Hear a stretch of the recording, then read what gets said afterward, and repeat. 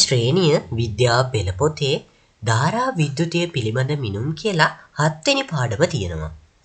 ඉතින් මේ පාඩමේ ක්‍රියාකාරකමක් තමයි අද අපි PET simulation කියන වෙබ්සයිට් එක හරහා කරලා බලන්නේ. ඉතින් අපි බලමු මුලින්ම මේ පාඩමේ අපි අද කරන ක්‍රියාකාරකම මොකක්ද කියලා. මේ ක්‍රියාකාරකම තමයි 7.1 ක්‍රියාකාරකම. මේ ක්‍රියාකාරකමේදී අපිට හදන්න තියෙන්නේ සරල පරිපථයක්. ඒකට අපිට අවශ්‍ය ද්‍රව්‍ය විදියට වියලි කෝෂ දෙකක්, විදුලි බල්බයක්, ස්විචයක්, බල්බ ආධාරකයක්, සම්බන්ධක කම්බි අවශ්‍ය වෙනවා. ඉතින් එහෙනම් අපි PET simulation කියන වෙබ්සයිට් එකට ගිහිල්ලා මේ ක්‍රියාකාරකම කරලා බලමු. මුලින්ම අපිට අවශ්‍ය ද්‍රව්‍ය අරගමු. අපිට මුලින්ම බැටරි ඕනි වෙනවා. මම මේ විදිහට බැටරි දෙකක් අරගන්නවා.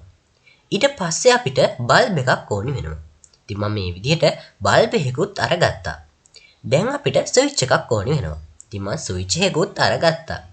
ඉතින් බල්බ ආධාරකයක් කියන්නේ හෝල්ඩර්නේ. ඉතින් මේ බල්බ් එකට හෝල්ඩර් එකක් ඕනි වෙන්නේ නැහැ. ඒක නිසා මම හෝල්ඩර් එකක් ගන්නෙ නැහැ. දැන් අපි මේ පරිපථය නිර්මාණය කරමු. මේ විදිහට පළවෙනියටම බැටරි දෙක එකට සම්බන්ධ කරනවා. ඊට පස්සේ මම බල්බ් එක අරගෙන එනවා. ඉතින් අපි මේ වෙබ්සයිට් එක හරහා ක්‍රියාකාරකම් කරනකොට මේ අපි පාවිච්චි කරන බල්බ්, බැටරි වැනි උපාංග එහා මෙහා අරගෙන යන්නේ ඒ උපාංගය උඩ ක්ලික් කරගෙන එහාට මෙහාට අරගෙන යන්න පුළුවන්. ඉතින් මම දැන් මේ විදිහට මම බල්බ් එක, ස්විච් එක ස්ථාන වලින් තබා ගත්තා.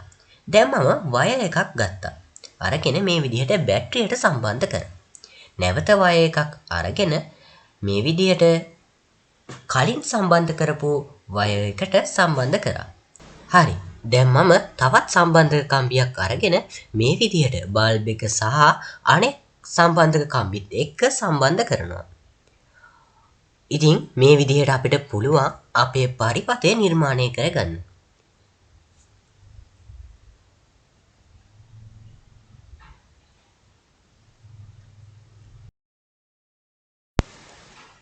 මේ විදිහට අපි සම්බන්ධ කරලා තියෙන ස්ථාන දෙකක් අතර ක්ලික් කරලා අපිට කට් කරගන්නත් පුළුවන්. ඒ වගේම අපිට ඒක නැවත සම්බන්ධ කරගන්නත් පුළුවන්.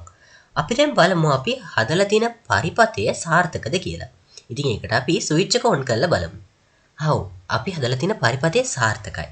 ඒක නිසා තමයි බල්බ් එක දැල්ුනේ. ඉතින් මේ වෙබ්සයිට් එකේ තියෙන විශේෂත්වය මොකක්ද? අපි සාමාන්‍ය ජීවිතයේදී හදන පරිපථයකදී ධාරාව ගලන දිශාව අඳුර ගන්න බෑ. ධාරාව ගලන්නේ මේ පැත්තෙන් ඉඳලා මේ පැත්තට කියලා අඳුර ගන්න බෑ.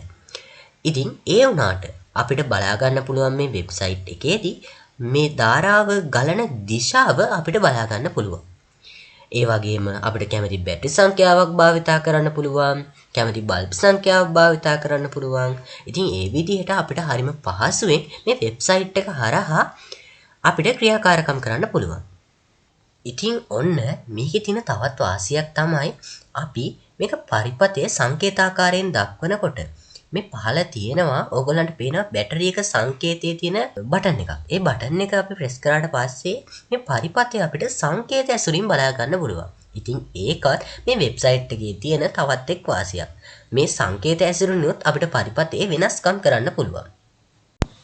අපි හදපු නිර්මාණයක් අපිට එකවරම අයින් කරගන්න ඕන නම් දකුණු පැත්තේ පහළ කෙළවරේ තියෙනවා තැඹිලි පාට රවුමක් ඇතුලේ රීප්ලේස් බටන් එකක්.